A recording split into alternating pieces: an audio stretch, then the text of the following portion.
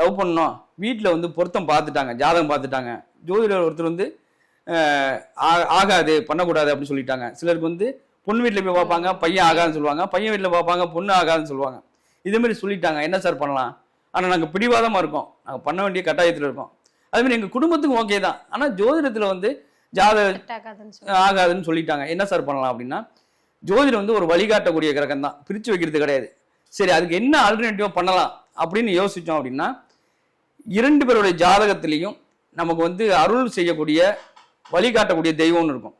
அது எந்த தெய்வம்னு பார்த்து அந்த தெய்வத்தோடைய கோவிலில் அவங்களுக்கு திருமணம் செய்யலாம்.